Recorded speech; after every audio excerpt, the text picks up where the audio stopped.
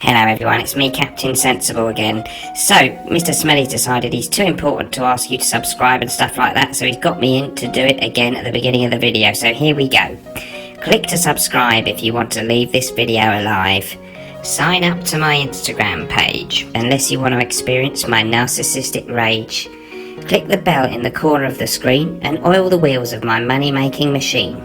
Sign up to my Patreon, it's up to you how much you give. But please bear in mind that I do know where you live.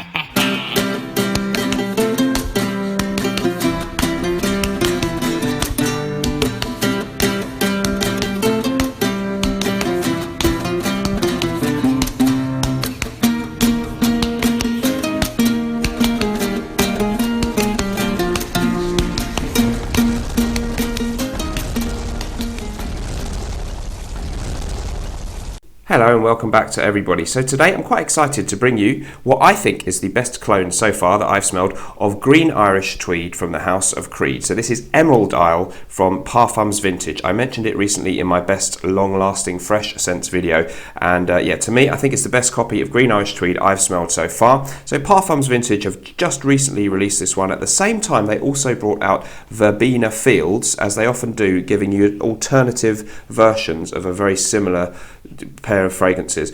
So Verbena Fields has a little bit more of the lemon verbena note from Green Irish Tweed, whereas Emerald Isle is supposedly closer to somewhat older batches, where you're going to get more of the sandalwood, violet leaf, and apparently a bit more of the mint note in this one. But the note listings are the same for both. But if you want something that's a little bit more like the modern version, apparently, where the verbena is a little bit more noticeable, Verbena Fields might be your preferred option. Both really, really excellent. So I've been comparing them to Green Irish Tweed from the House of Creed. I had some pre-release samples, so I've been working with them for a few weeks now before I've actually got my official bottle, and thanks very much. The company did send it to me for free, so bear that in mind. I really wouldn't make a video just every time someone sends me something. I don't go out and say it's really good, but this one I have to admit, and so especially because I recently, not a couple of months or so ago, did a video on inexpensive clones where I said I really liked Rag Bar for Man and Très Nuit and Estriara Stag Black, all really good, but they're quite inexpensive, and you can tell a quite significant difference between those and the original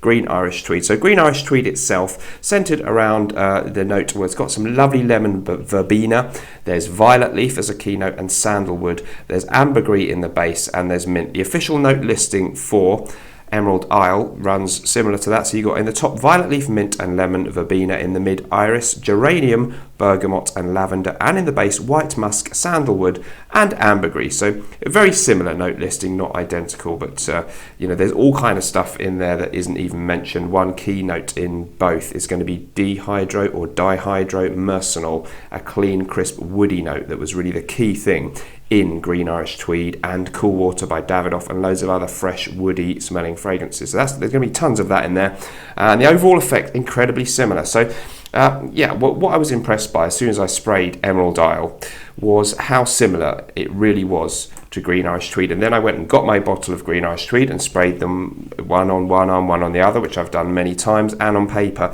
and it's really, really close. Green Irish Tweed has this really green, fresh, grassy kind of opening, bit of lemon verbena.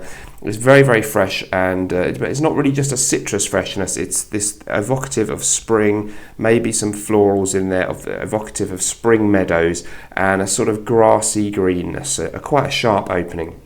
And Emerald Isle, unlike some of the inexpensive clones that I've mentioned earlier that are not quite as good, really, really comes extremely close. They're not totally identical. If you really dig in, there's something a little bit different in the Creed one, but it's so slight, it's really, really hard to actually say what it is and if one's necessarily particularly better than the other. As time goes on, it really dries down to be almost identical to my bottle, which is an older one because it's got the older style sprayer of Green Irish Tweed. I don't think it's very old, but it might be from 2014, 15, something like that. So I'm really impressed. It's extremely close to the Green Irish Tweed. That's all there is to say, really. Performance is excellent as well. It really lasts well. I've worn it on my hand and gone to bed, and it's still there the next day. It's always a good test. So I'm getting really good performance out of this. Similar to Green Irish Tweed, which I find to be a very good performer as well. So I'll say roughly the same performance. The price, you can get a 50ml for $65 of Emerald Isle, or $89 for the 100ml. If you want to translate that to UK money, as of today, that's £48 for the 50ml or £65 for the 100ml. So it's kind of designer fragrance prices. It's not super cheap, so you've got to bear that in mind, but there is a real significant improvement on the cheapo clones of this one. So really impressed. Definitely worth checking out if you're looking for a Green Irish Tweed alternative. You can get a great 100ml bottle, nice size there, £65-ish.